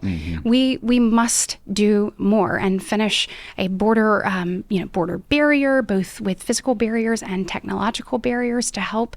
That we need to put back in the Remain in Mexico policy. We need a safe third country policy. There are a number of things that we can be doing, and we have to do them now, because when you think about what's happening in Israel and you think about what we've seen, and you know that we have record number of people on the terrorist watch list that are caught at our border. We're in the tune of hundreds. And you then know of all the ones we haven't caught. So, there's been 1.5 million known gotaways during Biden's time, which means that we have seen them, but we never touched gloves with them. So we don't know who they are, what their intentions are, or where they went. And at this day, I think America needs to wake up and put the safety and security of our nation first. Yeah, it's a horrifying thought, and especially as our attention has been just snapped right to watching everything that's happening over in Israel. The thought of Hamas and Hamas sympathizers being here in America as we talk, and you watch at these college campuses and everybody is yelling, chanting. They're not chanting two-state solution. They're chanting kill the Jews, intifada, from the river to the sea.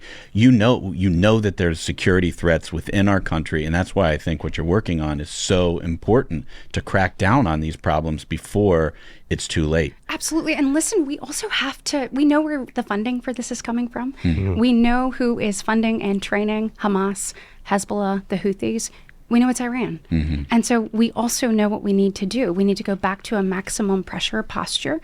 We have the tools. We need to enforce these sanctions. We need to get together with, obviously, our other countries in the G7 and make sure that we really work to close loopholes. We have to dry them up economically to make sure that we stem the flow of finances headed to these terror organizations. And so we've got to be direct about that. We cannot skirt around the fact that we know that Iran is the largest state sponsor of terrorism across the globe.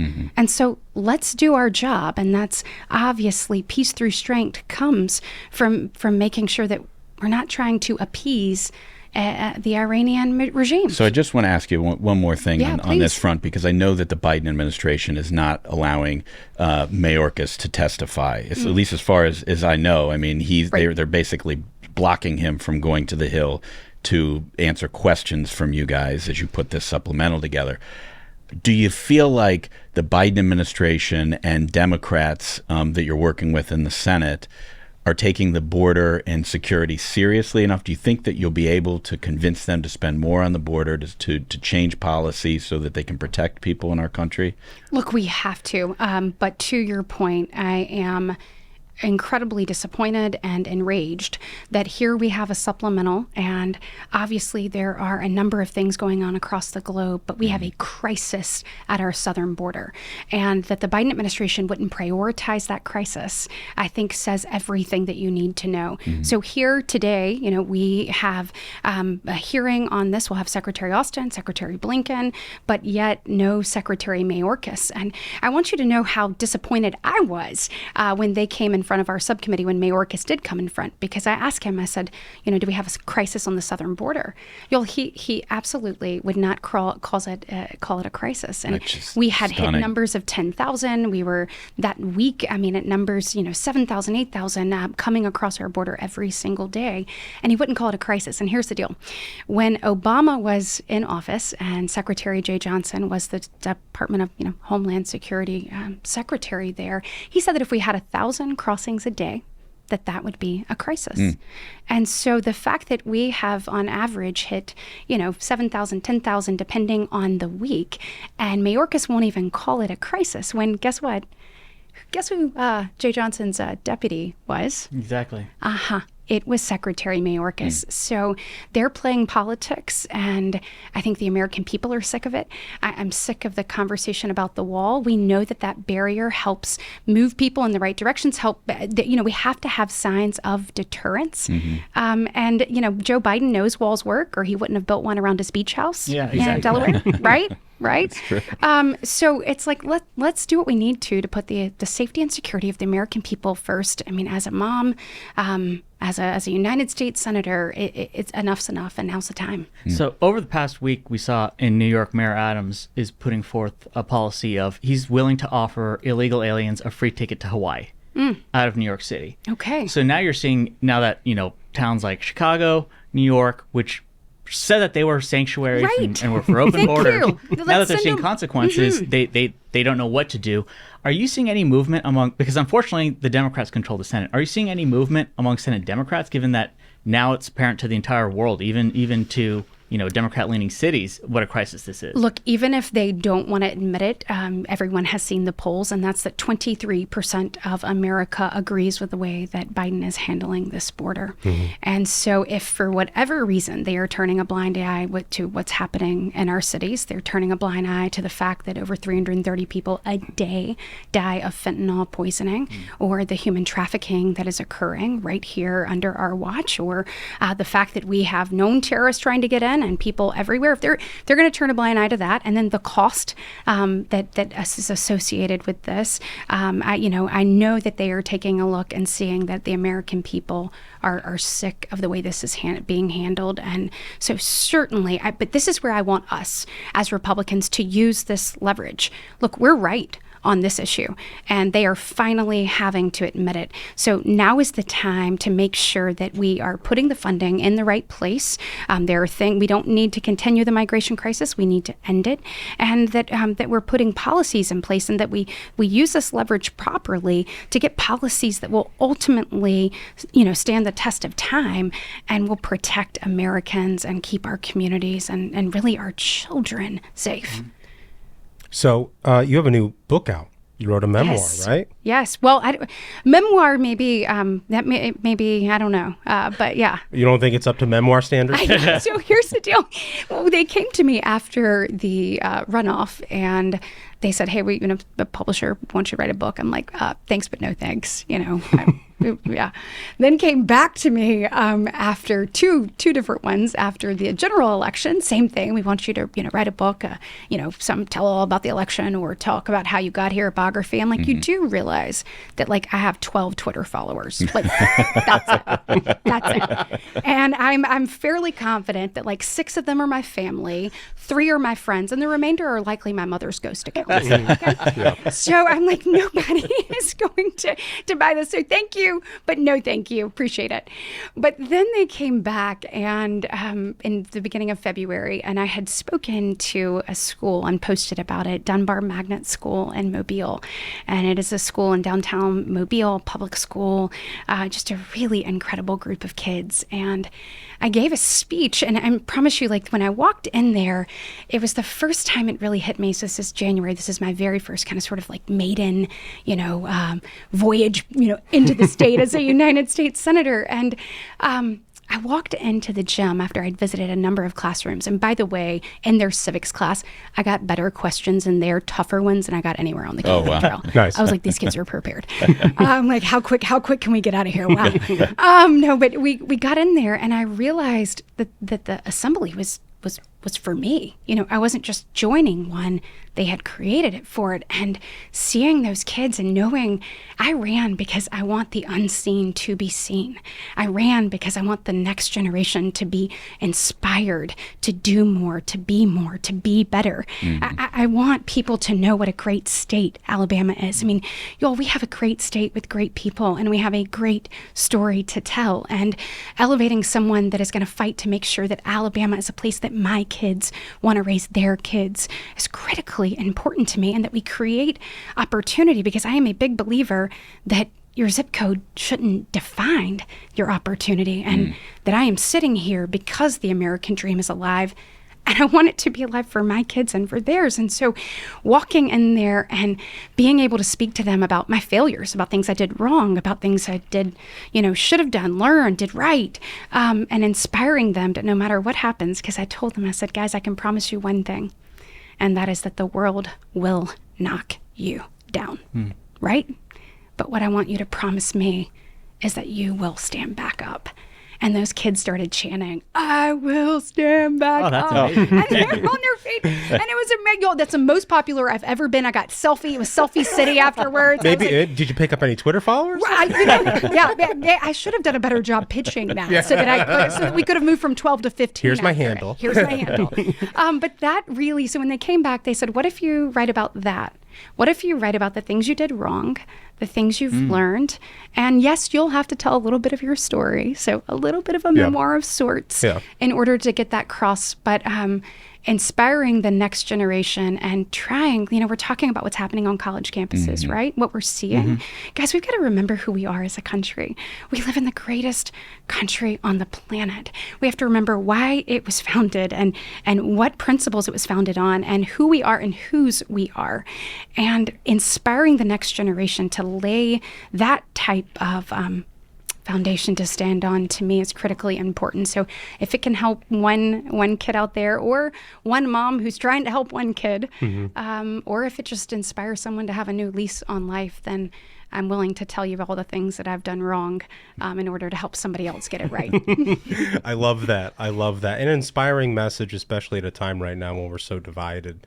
It's called God Calls Us to Do Hard Things. That's right. Can you, a little anecdote, is there anything you can, any preview? Give us a funny story in there? Listen, there's a number of things. Speaking of being divided, I may divide us by telling you, I have actually told some of my husband's stories in here. So his time with the Alabama Crimson Tide and the New England Patriots. Yeah. So tough for me. Right? We almost got through the whole interview without me. Very triggering as a Colts fan. Actually, we talk in there about potential, like he had an offer to play with the Colts. And, as a wife and a young mom, I kind of said I didn't want to be the reason. I thought that he didn't take the offer. But, I said, who can say they blocked for Tom Brady and Peyton Manning? Yeah. Right? You got to go do that. Yeah. But ultimately, he prayed about it and we talked about it, and he believed that it was time to kind of sort of start the next chapter of our life. So there are a number of things in here and stories about, whether it be college or his time there, or just God calling us to do hard things. My daughter and my son were very instrumental in me running for office because, we continued to think, I'll be truthful with you. I kept praying about it, praying for Wesley, to kind of guide us in our decision, and really thought that if I did that he would say no. And really wanted God just to let me stay comfortable. I am from a more rural part of the state, and I had a job I thought I would never have. I knew we would both have to resign for our jobs for us to do this. We have kids. I wanted to be able to braid my daughter's hair in the morning before she went to school. Lucky for me, I think the good Lord's worked that out. She's in 9th grade now, and so that's not a thing anymore, as you well know. But my son actually set me down first, and he just said, Mom, you got to do this. And and he was like, Mom, when he went through a list of things of why. He was very direct. He was prepared. He made me sit down. Wow. You're doing a great job. That's awesome. PowerPoint presentation. 100%. And then my daughter, I still kind of was thinking like, okay, well, but her, and okay, one thing down, but I don't know if I can. She, a week and a half later said, Mom, you got to run. And I said, what? And she said, you got to run. And without telling her, because I think y'all remember this, I had an opponent who was a sitting congressman who was polling at 65%. Yeah, not an easy win. And I was and he had the former president, the former president's endorsement at the time. I was polling at 2. And y'all know you put your name on the ballot and you get to 4. So the fact that I could only get to 2 was really quite remarkable, but not in a way that inspired confidence. And so, without saying like the chances are so slim, people, we're going to have to step away from our job. It's going to be tough. I just said, sweetheart, I don't think you understand what a hard thing this would be.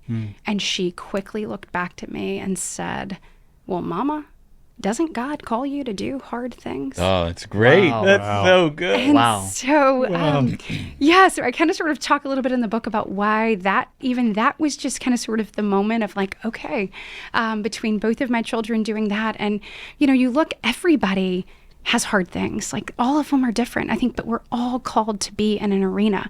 And while your arena may be different than mine, and someone's listening to this maybe different from the person sitting next to this, it is time that we all step up and give and do and inspire and work, because I think every generation was called to do hard things. And y'all, if what's happened in Israel doesn't make it apparent of what our generation's hard thing is, I don't know what would. And so inspiring that next generation, recommitting ourselves to the foundational principles of freedom and liberty and this nation in general is critically important. So I hope that this book comes at a good time and can inspire some people to, get in the game. We need them. Wow. I'm sold. That's terrific. Yeah. Wow. So if people want to buy the book, where do they go? Yes, you can get it on Amazon. It'll be local bookstores, Nice. but you can go there and boy, we'd appreciate it. So Awesome. yeah. Before we let you go, you've been on before, so Yes. you've gotten our 3 questions, and your answers were just fantastic. So we have one more question that we want to throw out at you. Okay. And I'm a little nervous. Now, this is the one time during the interview that I may be, It's a serious question. It's a very, very, very difficult question. Okay.